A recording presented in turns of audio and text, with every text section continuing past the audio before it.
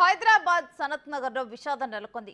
Check కాలనీలోని ఆకృతి residency apartment 2వ అంతస్తులో గల 204 నెంబర్ ఫ్లాట్ లో విద్యుత్ షాక్ తగిలి ముగ్గురు ప్రాణాలు కోల్పోయారు. విద్యుత్ అఘాతంతో ఒకే కుటుంబానికి చెందిన ముగ్గురు కుటుంబ సభ్యులు మృతి చెందారు.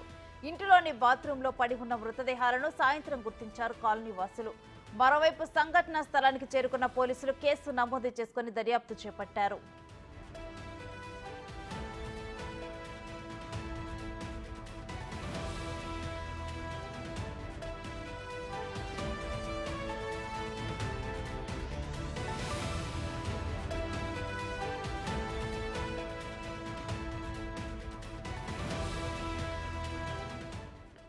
హైదరాబాద్ సనత్ నగర్ లో విషాదం నెలకొంది. జెక్ కాలనీలోని ఆకృతి రెసిడెన్సీ అపార్ట్మెంట్ 2వ అంతస్తులో గల 204 నెంబర్ ఫ్లాట్ లో విద్యుత్ షాక్ తగిలి ముగ్గురు ప్రాణాలు కోల్పోయారు. విద్యుత్ అఘాతంతో ఒకే కుటుంబానికి చెందిన ముగ్గురు వ్యక్తులు మృతి చెందారు. ఇంట్లోని బాత్రూమ్ లో పడి ఉన్న మృతదేహాలను సాయంత్రం గుర్తించారు కాలనీ వాసులు. మరోవైపు సంఘటనా స్థలానికి చేరుకున్న పోలీసులు కేసు నమోదు చేసి దర్యాప్తు చేపట్టారు.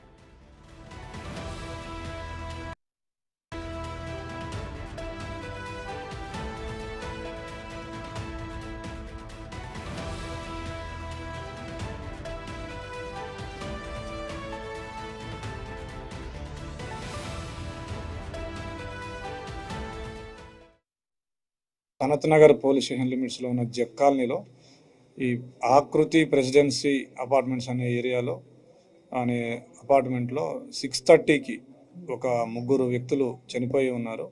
ఆ సమాచారం తెలిసిన వెంటనే ఈ అపార్ట్మెంట్ ప్రెసిడెంట్ మా పోలీసులకు సమాచారం ఇచ్చారు. వెంటనే మేము వచ్చి చూడగా ఇక్కడ ముగ్గురు వ్యక్తులు చనిపోయి ఉన్నారు. దాంట్లో మొదటి వ్యక్తి వెంకటేష్, ఆయన పేరు. ఆయనకి 60 ఇయర్స్ ఉన్నాయి. ఈ డిసెంబర్లో రిటైర్మెంట్ ఉంది. వాళ్ళ వైఫ్, ఆవిడ పేరు మాధవి. వాళ్ళ అబ్బాయి పేరు హరికృష్ణ, ఆయనకి 32 ఇయర్స్ ఉంటాయి. ఆయన ఆటిజంతో సఫర్ అవుతున్నాడు. ఆ బాబు హరికృష్ణ అనే బాబు. తల్లిదండ్రి నార్మల్గా ఉన్నారు. హీజ్ అన్ ఎంప్లాయీ ఇన్ సిగ్నార్డ్ అనే కంపెనీలో ఎంప్లాయీగా ఉన్నారు. హై పొజిషన్లో ఉన్నారు. అయితే ఇప్పుడు మాకు ఉన్నటువంటి ప్రాథమిక సమాచారం మేరకు మేము ఇది ఎలక్ట్రిక్ షాక్ అని భావిస్తూ ఉన్నాము. వాళ్ళ ముగ్గురు కూడా బాత్రూంలో చనిపోయి ఉన్నారు. ఆ బాబుకి బట్టలు లేవు చూసినప్పుడు. మిగతా ఇద్దరు అతన్ని సేవ్ చేయడానికి వెళ్ళి ఎలక్ట్రిక్ షాక్తో చనిపోయారు అనేది మా ప్రాథమిక అంచనా. పోస్ట్ మార్టంకి తరలిస్తూ ఉన్నాం బాడీస్. పోస్ట్ మార్టం రిపోర్ట్ వచ్చాక మిగతా వివరాలు తెలుస్తాయి. గ్యాస్ సిలిండర్ కనిపించింది. అదైతే అలాంటిది గ్యాస్ సిలిండర్ అయితే బర్నింగ్ అవన్నీ వస్తాయి, అదైతే అనిపించలేదు.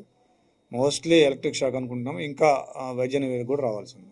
ఒకడే కొడుకున్నాడు. వాళ్ళు ముగ్గురే ఉంటారు అపార్ట్మెంట్లో కూడా. వాళ్ళు కూడా అందరితో బాగుంటారు, ఎలాంటి శత్రువులు లేరు, ఎలాంటి సమస్యలు కూడా ఆర్థిక సమస్యలు కూడా లేవు అని వాళ్ళ కొలీగ్స్, ఇరుగు పొరుగు వాళ్ళు చెప్తున్నారు. We will verify everything. First maid, ఇంట్లో పనిచేసే మెయిడ్ మార్నింగ్ వచ్చి పని చేసుకుని పోయారు. అప్పటికే మార్నింగ్ మేబీ 9-9:30 మధ్యలో జరిగి ఉండొచ్చని అనుమానిస్తూ ఉన్నాము. బట్ 11:30కి ఆవిడ వచ్చి పని చేసుకుని వెళ్ళిపోయారు. మళ్ళీ ఈవినింగ్ 4:30కి వచ్చి చూసి మళ్ళీ వెళ్ళిపోయి మళ్ళీ 6:30కి వచ్చి అప్పుడు bathroom door lock, almost lock పొజిషన్లో ఉంది. ఈ బాడీలు అడ్డంగా ఉండటం వల్ల బలవంతంగా ఓపెన్ చేసినప్పుడు వాళ్ళకి కనిపించింది. వాళ్ళది కర్ణాటకకి చెందిన వాళ్ళు. ఇదే అంశానికి సంబంధించిన డీటెయిల్స్ మా ప్రతినిధి సురేష్ లైవ్ లో అందిస్తారు. సురేష్, ఈ ప్రమాదానికి సంబంధించిన కంప్లీట్ డీటెయిల్స్ ఏ విధంగా ఉన్నాయి?